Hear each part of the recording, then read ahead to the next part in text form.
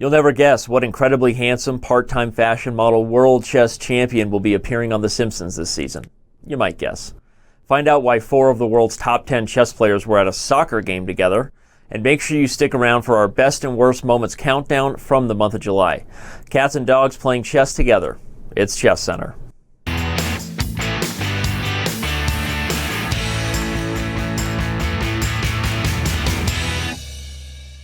An article leaked information that says Magnus Carlsen, the Norwegian world chess champion, is going to be featured on an episode of The Simpsons in this upcoming season. With this news, I have to ask, can we officially pass the torch and say that Magnus Carlsen has done more to transcend the game than any world champion before him? Well, Danny, The Simpsons isn't exactly Game of Thrones, but that being said, I think given this day and age with media and technology, Magnus has definitely done more than any other contemporary player or any previous world champion to build up his brand. In terms of being recognized as a chess icon, I still think that if you ask the average person on the street, they would more easily recognize Bobby Fischer or Garry Kasparov, but he's definitely building his way up through the ranks.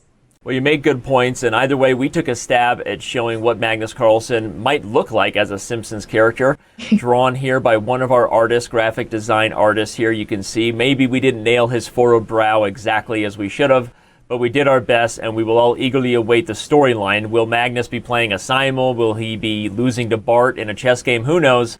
Either way, we'll all wait for Magnus's appearance on The Simpsons in this upcoming season. Well, Robert, once again, we have Emil Satovsky featured on Move of the Week, but once again, for the wrong reasons, this time against the Ukrainian Korobov. He played a move that allowed him to unleash a brilliant combination. Tell everybody what Satovsky played and what Korobov did. Well, our reptilian friend likes White's position here, but it's still quite complex. Satovsky played bishop takes e5, allowing the beautiful shot rook d5, a disconnection tactic. E takes d5 is forced, and after bishop takes d5 check, king f8, queen e6, Black played king e8, but the best move perhaps is to give the queen and they have a lost position. But after king e8, bishop takes e5, Black's got 99 problems and a bishop pair is won. All right, we're going to start things off at number 3, where Hikaru Nakamura finally got that big monkey off of his back. It was more like a gorilla at this point, beating Magnus Carlsen for the first time ever in a classical chess game. Many naysayers said it might not ever happen, but as Taylor Swift said, the haters are going to hate, and you just got to keep playing chess. Nakamura may have beat Carlsen, but Carlsen went on to win Bilbao with more wins than the rest of the field combined, proving he was still head and shoulders above the rest of the competition. So true. He does recover well from losses, but I'll tell you who's recovering from a slightly slow spring, now the hottest chess player on the planet. That's Maxime Vachier-Lagrave. The Frenchman with 3 names is now 28-19. Wowzers in the live rankings. He won Dortmund Super Tournament, then he went on to win his match at Biel.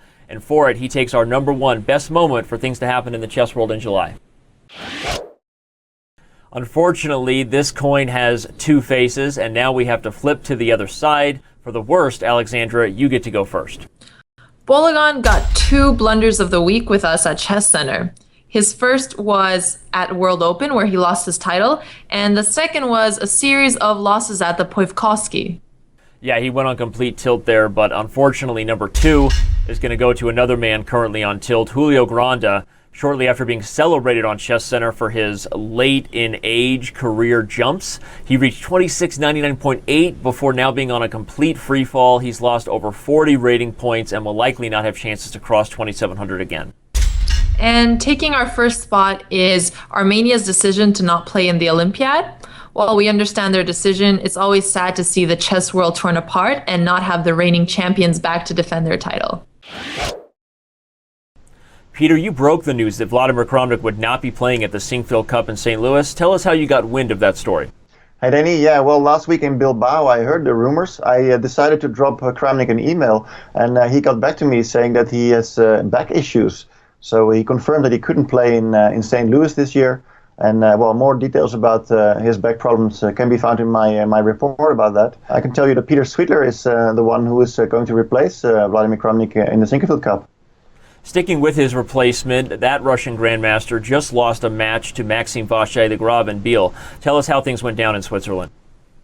Yeah, absolutely. We know, of course, that Maxime vachier-lagrave was the Dortmund winner earlier last month. Then he headed to Biel and he won the rapid games, but he also won the classical section 3-1. Excellent result. It got his rating to 28-19. The Frenchman is now the world number 2, and in fact the top seed in that Sinquefield Cup. We have the report on the Biel match, of course, up, and in fact also a first preview of the Sinquefield Cup in our news section. Robert, regardless of what minds in the gutter might want you to think, mating yourself is never fun, and as Razvan Priotu learned this week, it was enough to earn him a ticket to ChessCenter. Tell everybody the blunder he played against Caden Trofier. Well, the lizard upstairs tells us the position is over half a pawn better for white, but black is still kicking with rook e7. The idea is that you gain some activity, you can retreat your bishop to e8, and your king is very active, which is important in the endgame. Instead, he made the retreat bishop to d7, which falls victim to d6. And if rook c8 was played in the game, look at that evaluation jump. Bishop f5, the deflection is winning on the spot because rook 1 to b5 will deliver a nice checkmate. So instead, black's last hope was rook to c6 instead of rook c8. But after bishop takes on c6, white is clearly in the driver's seat. Well, Danny, when 10 of the world's top 18 players make their way to St. Louis, you know you're in for a dogfight. You have Maxime vachier-lagrave, the number 2 player in the world, the hottest player on the planet. You have Fabiano Caruana, another 2,800 plus opponent who just recently won the U.S. Chess Championship. And of course, there's Hikaru Nakamura, who finally defeated Magnus Carlsen in the classical chess game. But my pick to win is the reigning champ, Levon Aronian. He's beaten Carlsen twice in the last 5 months and seems to have regained his form. I wouldn't be surprised to see the Armenian, who, by the way, is defending his title, given that he won the Sinquefield Cup last year, come through with victory. Whenever Magnus isn't in the field, it's anybody's game, right? We will all be glued to our seats. Fans can find the coverage at chess.com/TV and visit the official website, uschesschamps.com. Time trouble only for the fast and the furious at heart, but Vin Diesel's got nothing on my man, Mike Klein, who's going to fire away now with the first question. Danny, over in Baku, who's got the better top 3? Is it the Russians of Kramnik, Karyakin, and Grishuk, or is it the Americans, Caruana, Nakamura, and So? You know my heart wants to go with Team America, but this has got to be a total toss-up, so let's put the pressure on the fans. Leave a comment here. Let us know who you think would be the favorite in that head-to-head supposed hypothetical USA versus Russia matchup.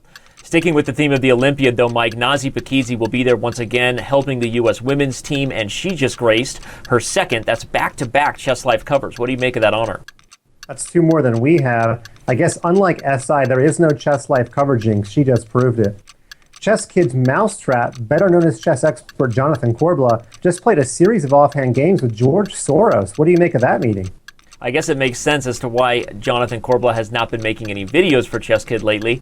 But we're going to forgive him given the company that he's keeping. Maybe he can convince George Soros to stick around, support some chess endeavors. And I got an idea right here. Check out this new 3D chess game that looks like a gladiator ring. What do you think the chances are he's interested in helping that get off the ground? I don't know. It's a 4-player game. You make 2 moves at a time. It is Kiwi invented. They drive on the left down there. It's mass hysteria. A picture was just released on Facebook this week of Maxime vachier-lagrave around the age of 6. Now, when you look at that picture, do you see world number 2 in that picture? You know who I see is another person giving Fabiano Caruana a look-alike contest for who looked most like Harry Potter as a kid. That's what I see. Now, chess was featured on Jeopardy recently in a category called Chess Champs. What was the silliest, most ridiculous answer given of a fan or contestant who really just clearly didn't know anything about chess? Well, Danny, I've yet to fact-check this, but I do not think Kasparov is buried in Iceland. I'm going to call his manager now just to make sure.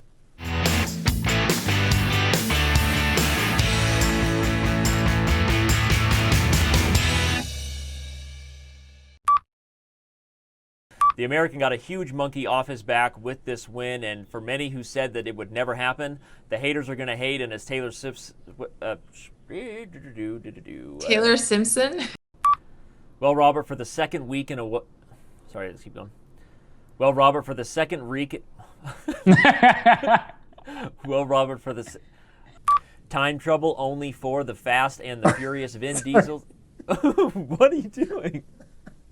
You also have Fabiano Caruana to make 2 of the 4 players over 2,800 in tongue-tied and angry. Is that your I need a cookie face?